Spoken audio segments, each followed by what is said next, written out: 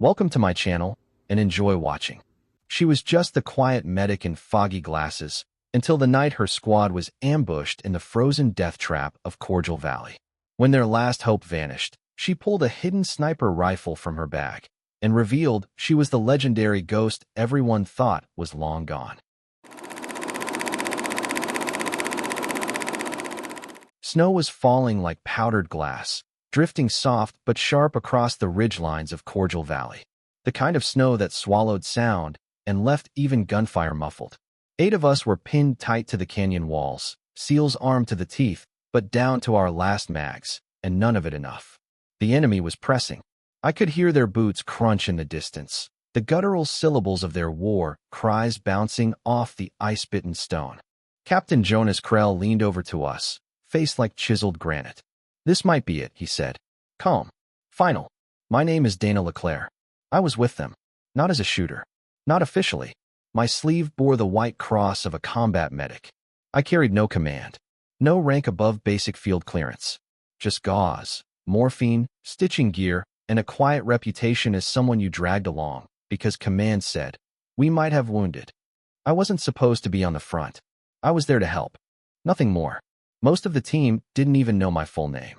They called me Stitch. Or Glasses, because my frames kept fogging in the cold. I didn't argue. I handed out heaters when the wind bit too hard. Passed protein bars when we paused. Said little. Learn more. Our youngest, Petty Officer Kyle Ransom, 24, all fire and fury, once muttered loud enough for the others to hear. Why bring her this deep into red zone? It's babysitting, not strategy. He didn't know I heard. Or maybe he didn't care. That's the way it is when you're the one they don't expect much from. You get used to it. Stay quiet. Let your work speak when it needs to. And sometimes, it speaks louder than you ever wanted. We'd been pushing through the frost-bitten terrain of the northern stretch of the Korjal Peaks for 6 hours. Breathing came out like smoke. Every step crunching underfoot. The kind of silence that carries memories in it. The kind that reminds you who you used to be before you swore never to be that person again. They didn't know I grew up with a rifle in my hands. That my father, Colonel Emile Leclerc, trained me from the age of 12. He taught me wind, breath, timing, lessons carved into cold mornings on distant ridges in northern Quebec. He taught me how to kill. He also taught me when not to. I buried that part of me when he died in Syria. Took my marksmanship medal off the wall and applied to combat medical school. Told myself I'd never pull a trigger again. Not unless it was absolutely necessary. But standing in that canyon, with Jonas bleeding from a shrapnel slice above his eye, with Kyle shot in the thigh, sobbing into the snow, I felt the silence change. A cold click inside my bones. The enemy was circling. Their voices closer now, like hunters tightening a snare. I could feel my own pulse slow. My breath drop into rhythm. Familiar. Too familiar. Jonas keyed the radio. Fury Base, this is Delta Squad. Grid 41. Bravo 6. We are pinned. 8 Kia, 2 wounded. Requesting CAS. No answer. Only static. That's when I reached for my pack. Not for bandages, but for what I swore I'd never carry again. Wrapped beneath trauma gauze and splints was something I packed, just in case. A relic. A ghost. A dismantled M24A3 sniper system. The same one I swore I'd never use again. But that night, I wasn't just Dana the medic. I was someone else. And I knew exactly what I had to do. I remember assembling that weapon like I was putting back pieces of myself. Not with fear. Not even regret. Just clarity. Every part clicked into place with an ease that scared me. The bolt, the stock, the scope, all wrapped carefully in innocuous medic wrap so no one would ask questions. I had packed it on instinct the night before, same as I always did back in the old days. Just in case. Funny how you always know when just in case is about to come calling. Captain Krell saw me move and frowned. What are you doing, Stitch? I didn't answer. Just laid prone behind a snow-covered rock shelf. No one argued. I wasn't a threat. I wasn't their savior. Just the quiet girl with foggy glasses and the perfect memory of every exit and angle in this cursed valley. Kyle was half-conscious, blood soaking through his leg bandage, whispering something about not wanting to die here. Jonas barked for cover again. Victor, the oldest of our group, was firing blindly, blood streaming from his shoulder. And all around us, death was getting closer. Then I took the shot. Just one. The sharp crack of it snapped through the canyon like lightning tearing a clear sky. Every seal flinched. Every enemy voice paused. Then a scream. Someone dropped. I adjusted the scope before the echo finished bouncing. Second shot. Another fell. Third. Silence. The ridge above us, once a death trap, was suddenly ours. Jonas looked through his binos. What the hell? Who's up there? Victor, who'd fought in more battles than most of us at birthdays, muttered, no one. No one should be able to shoot from that angle. But they didn't know what I knew. They didn't know I'd mapped every ridge line of Korjal Valley years ago. Not for fun. For war. This wasn't just terrain to me. It was a firing range I'd trained on under my father's eye when NATO still held this region. Before it all went dark. Before the brass decided it wasn't winnable. Jonas crawled toward me, staying low. LeClaire. Dana, what are you doing? I exhaled. Ending this. His eyes dropped to the tattoo on my wrist. A single feather wrapped around a scope reticle. He froze. I saw the recognition flicker. You're. Not now, I said.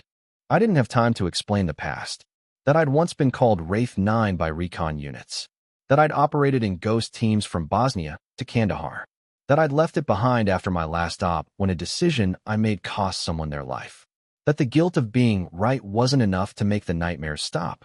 All I knew was we were going to die if I didn't become her again. So I did. The machine gunner up ahead exposed half a helmet. I breathed once, counted down heartbeats, adjusted for the angle, and sent round 4 through his eye socket.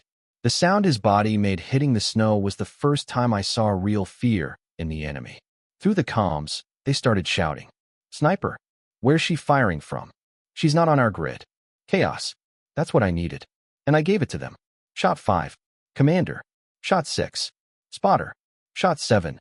I skipped. Let him run. Let him spread panic with what he saw. The SEALs behind me started to realize something had shifted. Jonas turned his radio back on, whispering, Fury Base, disregard last call. We have unexpected overwatch. Standing by. I didn't respond. I was too deep inside the rifle. Inside the rhythm. That strange trance where the world narrows to wind speed, breath control, and pressure on the trigger. You don't shoot people.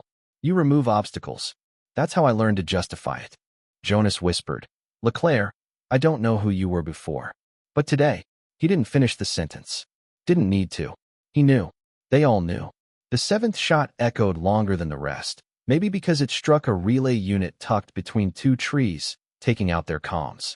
Or maybe because it marked the turning point, when the hunters realized they were now the hunted. The canyon fell eerily quiet.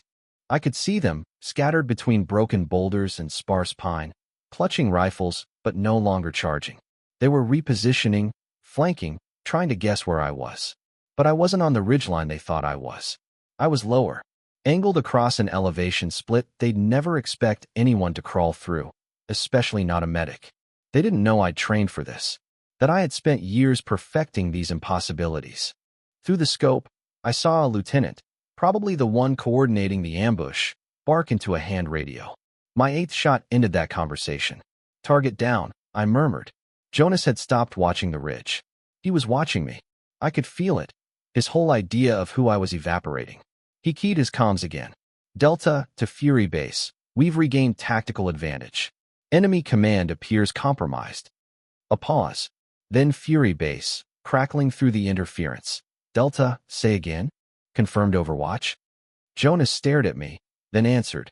Overwatch provided by Wraith 9. Repeat, Wraith 9 is active. There was a beat of dead silence. Then, copy that. No more questions. No requests for clarification. Just, copy that. The name carried weight. It always had. Wraith 9 wasn't a myth, but most believed she was long gone, disappeared after an op that went sideways in Ghazni province. I'd walked away. Swore I'd never shoot again. Took a scalpel over a rifle. Swapped a sniper patch for a red cross. But I'd never stopped carrying that rifle. I just buried it under promises. Kyle Ransom stirred beside me, half sitting now despite the blood loss. He stared at the M24 in my arms, then up at me, eyes wide. Doc, he whispered. You're Wraith 9. I finished adjusting my next shot. Not anymore. He laughed once, weak but full of awe. Could have fooled me. Over the next 5 minutes, I fired 3 more times. 3 more bodies dropped. I took no pleasure in it. but I took satisfaction in the lives it saved. Victor, limping but still dangerous, flanked left with Jonas. Cal managed to crawl to safety. Derek and Tanya began repositioning their fields of fire, emboldened. They weren't just surviving anymore. They were fighting back. All because someone they dismissed as the quiet medic had turned out to be something else entirely. Shot 11 silenced the last machine gun nest. The valley opened. The trap they'd set for us had collapsed, and I was already fading back into the mist. Because ghosts don't stay visible long. They come, they strike, and they vanish. That's what I'd always been trained to be. The wind picked up. Snow swirled around me in wide arcs, covering my position, masking movement, cleaning up after violence like nature's own eraser. It was perfect, too perfect. A moment of quiet where your thoughts try to crawl back in and ask if what you just did will follow you. But I couldn't let them. Not yet. I repositioned. Always reposition. Never fire twice from the same spot. My father drilled that into me back when I was too small to lift the full rifle, when I had to brace against a tree stump to control recoil. He used to say, "You want to survive, Dana? Then be water. Flow. Never give them a shape to chase." So I flowed. Slid across the ridge, up 30 feet, down 10, marking new angles, tracking the retreating hostiles. The enemy was folding. Without command structure, they scattered in small knots. Some tried to flank. Those were the ones I prioritized. Others fled outright. Those I let go. We weren't here to wipe them out. We were here to survive. And survival had just tipped in our favor. I dropped my 13th shot low, hitting a man square in the knee who was readying an RPG. He'd live, but his firepower wouldn't. From the corner of my scope, I saw Jonas raise his rifle and begin pushing up the ridge with Victor on his flank. They moved like men reborn. Before long, I heard their bursts of return fire, sharp, deliberate, like a percussion beat behind my melody. We were in rhythm again. I hadn't felt this in years. Not since Bosnia. Not since the Black Bag Ops where no one spoke above a whisper. Not since the mission that ended it all and made me vanish into a medical program under a fake name. My real file, the one marked eyes only, wasn't on any visible server. It sat locked away in the hands of someone who knew the weight of what I'd done and who agreed I should disappear. And I had. Until tonight. "Stitch, what's your status?" Jonas asked over comms. "Clear," I said, voice calm. "Covering West Ridge. 2 tangos remaining, shifting south." A pause. "Copy that. Wraith 9. I almost flinched hearing it spoken aloud again. Not because it scared me. Because it reminded me of the moment I buried it. My last mission under that call sign had ended with an order I couldn't obey. I refused to take a shot that would have ended 3 enemy officers, but also would have leveled a civilian home. The op leader overrode me. Took the shot himself. It killed all 5. That's when I knew I was done. But now, with Kyle alive because of my aim, with Jonas pushing forward instead of bleeding out, with the ridge no longer a tomb, it felt like maybe I hadn't left her behind. Maybe I'd just given her time to rest. I slid to my next position, eyes never leaving the scope. Shot 14 cut down a sniper, taking aim at Victor. A half-second later, and he'd have been gone. He looked toward me, gave the faintest nod. He didn't know where I was, but he knew someone was watching. That's what we are, us ghosts. Not heroes, not killers, just watchers, waiting for the moment someone needs us to rise again. My rifle clicked empty at 17. I reloaded in silence, every movement automatic. My gloves barely hindered the motion. Slide, twist, press, chamber. Done in under 3 seconds. It used to take me 7 when I first started. My father made me practice blindfolded until I could do it without thought. "This is how you survive," he said. "When your fingers know before your brain does." A shape darted through the pine below, an enemy scout trying to loop behind Jonas. I adjusted for distance. 426 meters. Crosswind at 9 kilometers per hour. Angle off by 6 degrees. Shot 18 took him through the throat. No scream. Only silence again. That silence was different now. Not fearful, but reverent. The kind of silence that follows certainty. The SEALs weren't shouting anymore. They weren't questioning. They were listening, trusting the rhythm of my shots like a heartbeat guiding them through hell. Jonas's voice came over comms, steady now. Delta to Fury, enemy retreat confirmed. Survivors withdrawing south. Requesting evac at grid 41 Bravo. 1 wounded. Minimal supplies. Pause. Then, crackling affirmation. Copy, Delta.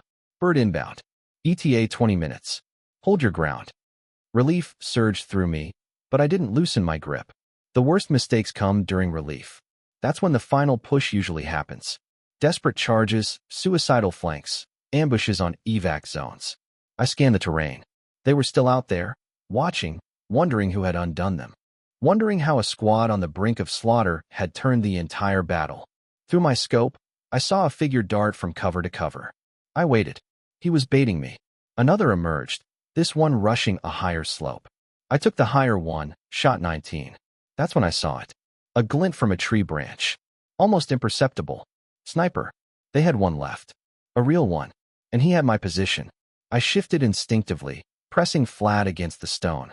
Snow broke loose where my head had just been. Jonas's voice shouted in my ear. We've got incoming rounds near West Ridge. I know, I said, because I could feel it. The breathing on the other end of the scope. That silent duel where two ghosts find each other in the static. He was good. He waited. He didn't panic. Didn't fire twice. That meant he was trained. Possibly XSF. This was personal now. I rolled to my left, then slid down a snow chute into a shadowed position behind a twisted pine trunk. The shot had come from 800 meters. High elevation. Wind still steady. I scanned the rocks. There. Muzzle flash, faint as starlight. He'd moved. Smart. But not smart enough. I braced against the trunk, slowed my breath, and counted down. Shot 20. The ridge fell still. Jonas's voice again. Target dropped? Yeah, I said. Not firing anymore. Victor's voice joined in. Then it's over. Not yet, I thought. There's always one more. The chopper rotors echoed faintly in the distance. Still a few minutes out, but close enough that the wind from the south was shifting. The canyon had changed again, like it always did when air support approached. Cold currents twisted. Snow began to swirl more violently. And I knew from instinct what others didn't yet feel. We weren't done. Not until the rotors touched down. Not until boots were off the ground. Keep your heads low, I warned over the radio. South slope's about to light up.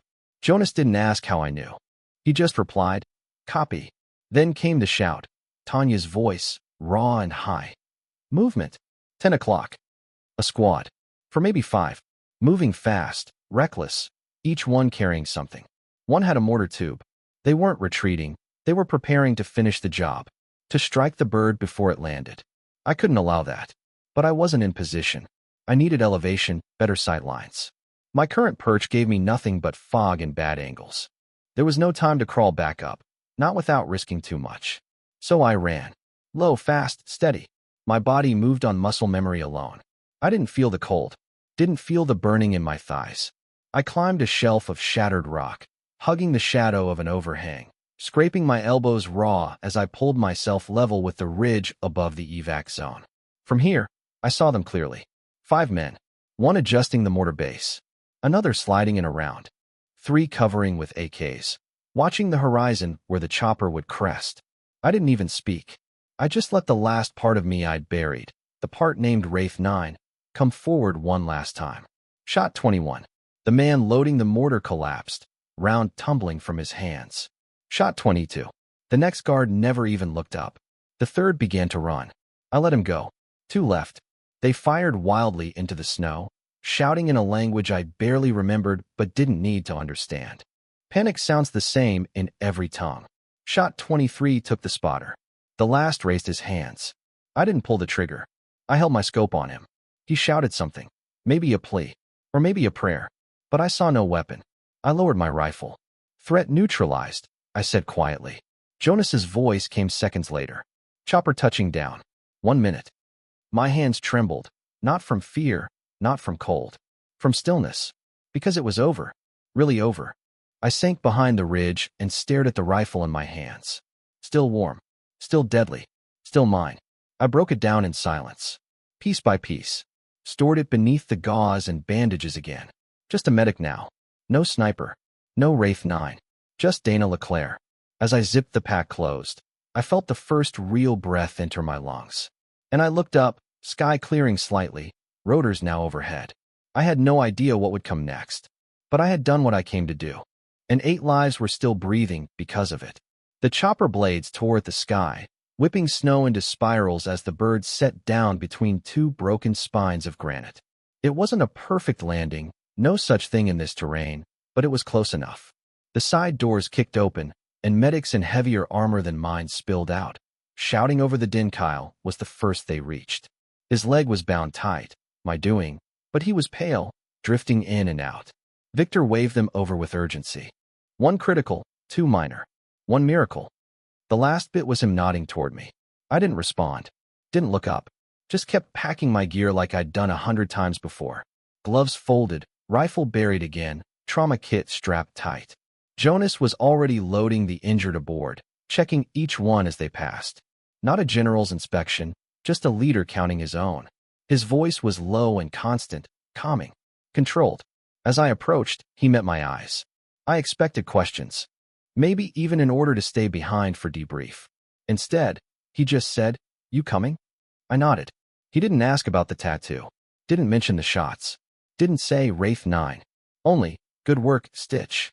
And that hit harder than anything else could have.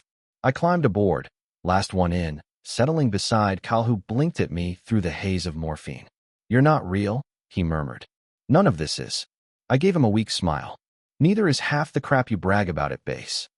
That got a laugh. Small, but real. Tanya leaned across the aisle. "You saved us." I didn't answer. I couldn't. Not yet. Because the moment I let it all in, the weight of it, I'd collapse. So I stayed silent as the chopper lifted, climbing away from Korjal Valley. From the dead. From the snow. From the part of me I thought I'd buried forever. One of the medics across from me stared a little too long at my forearm, where the edge of the tattoo still showed from under my sleeve. His eyes narrowed, like he recognized it. But then he looked away. Smart. The ride back to base was loud and quiet at once. Rotor thrum, clipped comms chatter, quick field updates, and the occasional hiss of pain from a wounded friend. But no one spoke about the battle.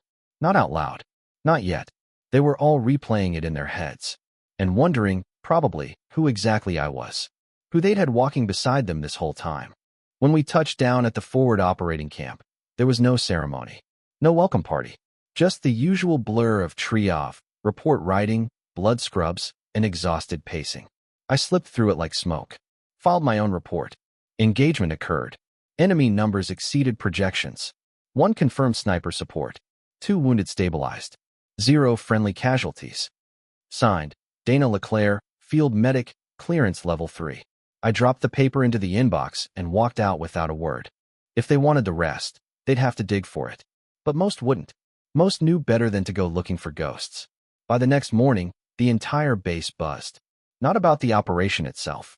Not about Kyle's leg or how Jonas kept the team together. But about me. Not my name, of course. No one said Dana LeClaire out loud in the mess tent or over the comms. They said things like, "Someone called Wraith 9 is active again. Heard it was a ghost sniper. Never saw her, just the bodies. Who the hell takes out a mortar team mid-set with 3 shots and vanishes before air support even touches down?" I ate in silence, as always. Cap pulled low, glasses fogging over warm coffee.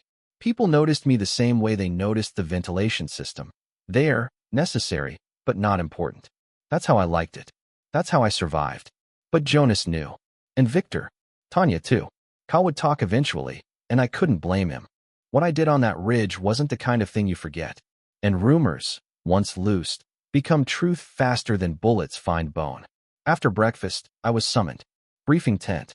Cold lights. Deeper into the base than I usually went. I expected an inquiry. Maybe a demand to explain how a medic deployed with an M24 concealed under bandages. Instead, I found a familiar face. Colonel Ayers. He'd been younger the last time I saw him. Back when he handed me the file that ended Wraith 9's career. Said my last mission was being buried under enough red tape to choke a tribunal. Now he looked older. Grayer. Tired in that way men get when they've seen the same war 3 times under different names. He gestured to the chair across from him. "Sit, LeClaire." I did. He slid a folder across the table. I didn't open it. "You know what's in it," he said. "Yeah," I replied. 7 years of silence. He studied me. "You were supposed to be done." I was. "You carried that rifle anyway." I nodded. "Just in case." He leaned forward. "And last night was it.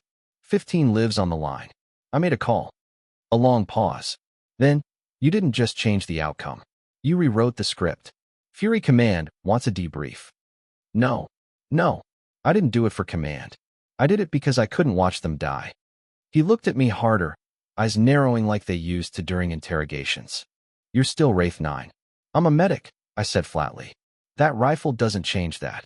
He almost smiled. You always were better than the myths said. I stood. Let the myths stay myths. He tapped the folder. You're not in trouble. I know. Then why are you afraid? I met his gaze. Because I know what happens when people believe in ghosts. They start expecting miracles. I turned and left. Outside, the air smelled like jet fuel and stale snow. Somewhere, another op was already underway. Another squad was gearing up. And in the shadows of the motor pool, a young intel officer watched me walk by and whispered, "That's her. That's the one." No one would ever say my name, but they'd remember what I did. And for me, that was enough. Back in the tent, I sat alone. Everyone else was either asleep or in debriefs, cleaning gear, writing reports that tried to make sense of something that had no logic, only instinct. I'd done my part. Filed my form. Saved my squad. And now I had to figure out what to do with the part of me I had resurrected. I unzipped my bag slowly. No rush. No reason to pretend anymore. The rifle lay beneath the gauze and blood kits, wrapped in sterile cloth, protected like some kind of relic. To most, it was just a weapon. Steel and powder. A relic of war. But for me, it was a confession. Because every time I touched it, I admitted the truth. I wasn't just a medic. I never had been. I laid the pieces out across my cot. Barrel, scope, stock, bolt. Each one cleaned with a precision no one teaches you in medical school. Not the kind of cleaning that removes dirt. The kind that feels sacred. Like polishing a memory you're not sure you want to keep, but can't bear to throw away. My fingers moved slowly, steady as ever. Ritual. That's what it was. The same way monks chant. The same way surgeons scrub in. The same way my father used to light a cigar after missions. Not for the smoke, but for the stillness. I didn't cry. I didn't speak. I just cleaned. And in that silence, I remembered what Jonas had said as the bird lifted off. You saved us. Not with bandages. Not with med kits. With that. He didn't say it with awe. He said it with gratitude. And a little fear. Because now he knew that behind the medic they trusted with their lives was a shadow they never imagined. They'd carry that knowledge with them now. Same as I had. It's a strange thing, being both savior and threat. That's what Wraith 9 always was. Not a legend. Not a ghost. Just someone who knew exactly when to pull the trigger and when not to. I finished reassembling the rifle and laid it beside my pillow. Not hidden. Not buried. Visible. Owned. Because maybe it was time I stopped pretending I was just one thing. Maybe it was okay to be both. 3 days later, our squad rotated out. Standard protocol. After a contact that intense, command pulls you back, checks for trauma, logs the after action. Most guys welcome the break. Even Jonas. But me? I was already thinking about the next ridge. I sat in the back of the troop transport as it rolled across dirt roads toward the tarmac. Kyle was beside me, his leg in a brace, a grin plastered across his face like none of it hurt. You know, he said, tapping my shoulder. You should be in a movie. I didn't answer. You saved 8 lives with a rifle no one even knew you had. That's not real. That's something else. I looked out the window. It's just a job. He chuckled. You're lying. Maybe I was. Jonas came to me later, just before we boarded the flight out. He had a file in his hand, unmarked, thick. They want to know if you'll come back in. I raised an eyebrow. To what? Special operations. Wraith 9. Full reinstatement. Classified contracts. They're offering clearance. I stared at the file, then at him. What do you think? I think we needed you that night, he said. But I also think you've earned the right to say no. I didn't take the folder. Give it to someone else. You sure? I don't need a code name to make a difference. He nodded and didn't press further. Later that night, I wrote a letter. Not to command. Not to anyone official. To myself. I wrote down everything. Every shot, every decision, every doubt. Not for the record. For memory. Because I'd learned the hard way that truth, buried long enough, becomes a ghost that follows you. And I'd had enough ghosts. When we touched down at the next staging base, the first thing I did was walk to the aid station. A medic named Sharp was prepping for night watch. I offered to take his shift. Didn't you just get off op? I'm better when I'm busy. He nodded and handed me the chart. And that's how it began again. No sniper scope. No call sign. No headlines. Just bandages, scissors, tape, and a steady hand. But every now and then, someone would enter with a story. A rumor. A tale about the ghost on the ridge, the one who saw through blizzards and stopped a mortar crew with 3 shots in 15 seconds. They always asked the same thing. You ever hear of her? I always gave the same answer. Sounds like a legend to me. But when the nights got quiet and the snow drifted low outside the aid station tent, I'd touch the tattoo hidden beneath my sleeve. The wings, the scope, the faint initials beneath it. Because I remembered. I remembered everything. And sometimes, when the wind was just right, I swore I could still hear the echoes of that canyon. Not the gunfire, but the silence that came after. The kind that only arrives when you do the right thing, even if it's the hardest thing you've ever done. Because in the end, we are not our pasts. We are the choices we make when the moment comes. And when the ridge calls your name, you answer. Even if you're just a medic with a ghost inside her pack. Thank you for watching. Have a great day.